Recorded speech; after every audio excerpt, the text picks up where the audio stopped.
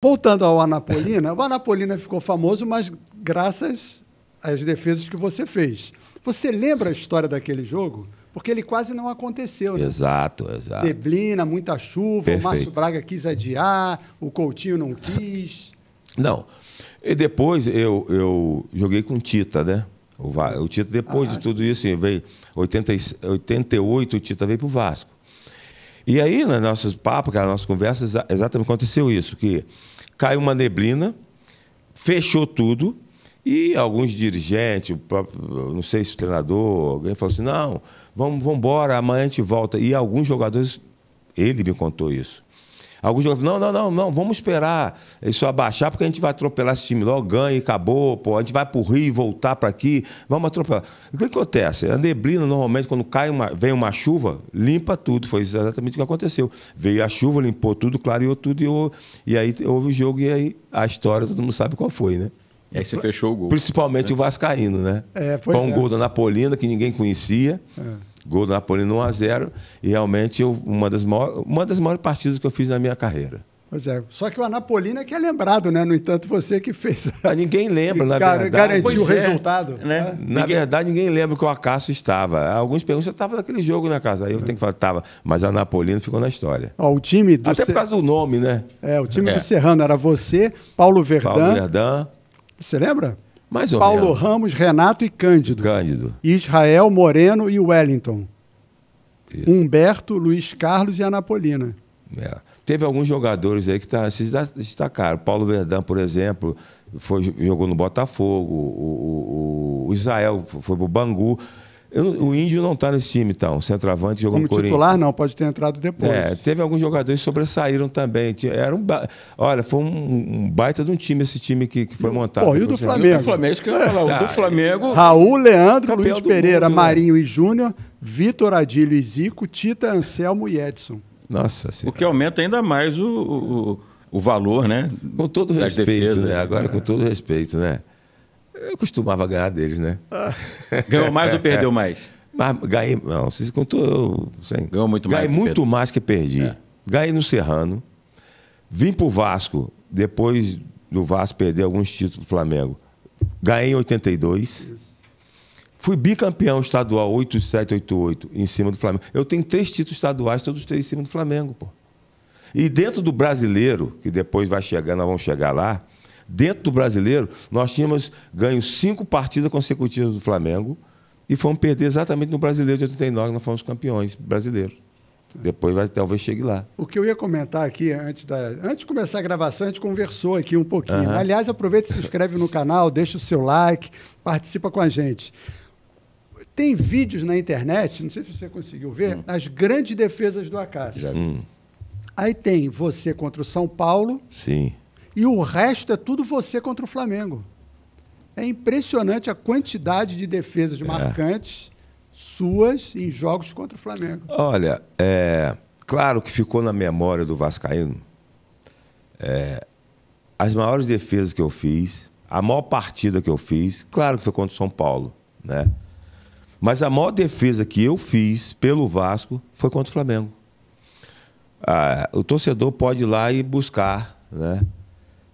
O Bebeto domina essa bola na marca do pênalti, mais ou menos, tira, e eu com a ponta dos dedos, lado esquerdo, faço a defesa. Foi a maior defesa, para mim, foi a maior defesa que eu fiz pelo Vasco, cara. Foi exatamente contra o Flamengo nessa defesa com o Bebeto. Quem quiser, é só buscar lá. Depois ele jogou com você. Depois jogou com o Bebetinho. Vocês conversaram sobre essa defesa? Cara, eu tenho uma história muito bacana Já. Eu tenho uma história muito bacana com o Bebeto que as pessoas talvez até duvidem do que eu vou falar. Nós estávamos... eu tive na Copa do Mundo de 90, né? E em 89, acho que foi em 89, o Bebeto estava com um problema... Não, 88. Seria talvez início de 89 ou 88. O Bebeto estava com um problema de renovação com o Flamengo. E eu sempre tive uma boa relação com meus adversários. E tem um cara, por exemplo, que a gente era amigo. A gente não deixava ninguém saber por causa da rivalidade do torcedor. Eu fui muito amigo do Zé Carlos, falecido Zé Carlos goleiro. Pô, meu amigão. Frequentava a casa dele, churrasco, ele ia na minha, a gente era muito amigos. E eu sempre tive uma boa relação com o adversário, nunca tive nenhum tipo de problema. E eu sempre me dei muito bem com o Bebeto, né? E aí, nós estávamos lá na Grande Comaria, ele estava com problema de renovação. Eu perguntei para o Bebeto, conversando com ele, falei, Beto, e essa sua situação aí com o Flamengo? Poxa, cara, estou pedindo tanto, ele não quer me dar, eu quero sair do Flamengo. Eu falei, você quer sair do Flamengo mesmo, Bebeto? Eu quero sair do Flamengo, se tiver algum clube interessado, a Cássio e tal. Alguns jogadores do Vasco me chamavam de Diegão, né? Porque o Vasco teve uma geração de jogadores muito pequenos, né? O William, Bismarck, Sorato, Mauricinho, Giovanni, Mauricinho, Romário. E aí começava a me chamar de Diegão. E ele, ouvindo isso, também me chamava. Aí eu falei, então peraí, você viria para o Vasco? Poxa, cara, seria difícil demais eu vir para o Vasco. Tal. Tá bom. Quem era o diretor de futebol da CBF? Eurico Miranda.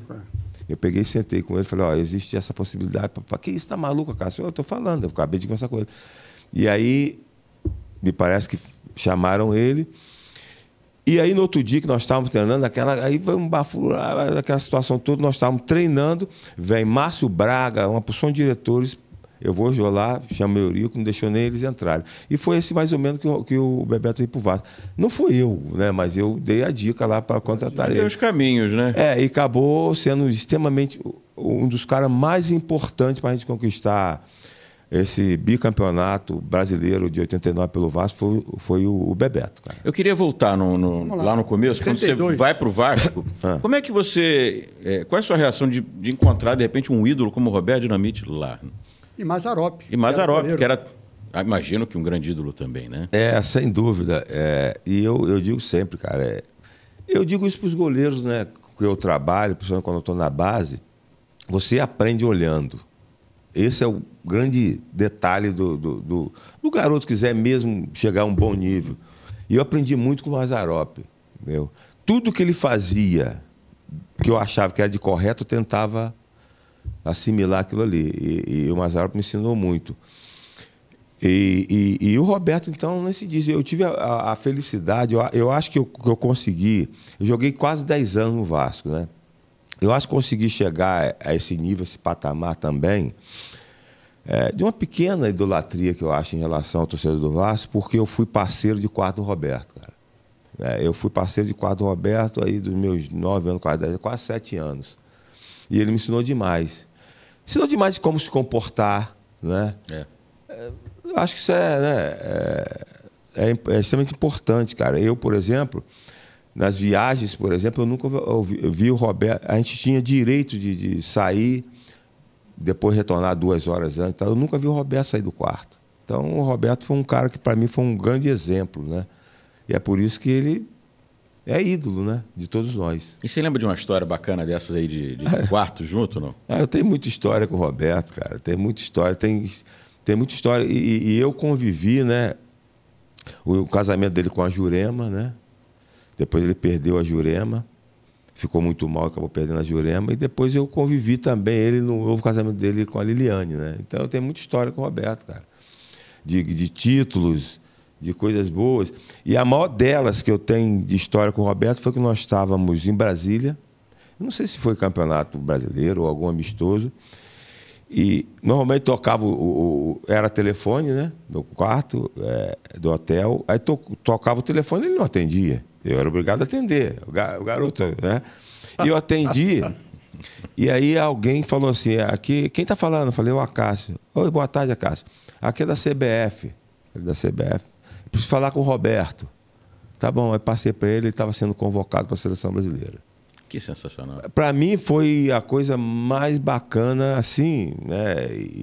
E a felicidade estampada, eu olhando para ele, a felicidade estampada no rosto dele não foi a primeira, né? Que a primeira foi em 78, foi para 82, que ele acabou, para a Copa de 82, que ele acabou não jogando, foi o Serginho, né? Que, na minha opinião, desculpa, mas foi um grande erro. Um grande erro. Dúvida. Dos maiores senadores do futebol brasileiro, Tele Santana, que para mim foi um grande erro não ter colocado o Roberto naquela seleção. Agora, o Roberto era o ídolo do Vasco. E o maior de todos, né? E o que ele dizia era o que tinha que ser feito. Não sei quem veio aqui e contou uma história que sentou no lugar dele no ônibus. Quem foi? Não, as pessoas faziam essa brincadeira com ele. Não sei se foi. Não, mas sentou sem saber. E aí o Roberto chegou e ficou olhando e tal. As pessoas faziam essa brincadeira com ele. Era natural, né, que o Roberto, saindo do treinamento, era autógrafos, né, demais, e até chegar o último, é natural que seria o último a entrar no ônibus. E quando chegar um jogador mais novo, ou que viesse da base, ou um jogador contratado, a gente fala, aí quando o jogador entrava, pode sentar, essa cadeira é vaga. Aí sentava no lugar dele. E ele, aquela maneira dele, sentava, garoto, aquela brincadeira dele, ria. Ele era sempre... Aquele sorriso que não tem igual, inigualável, só o filho agora que tem igual, né?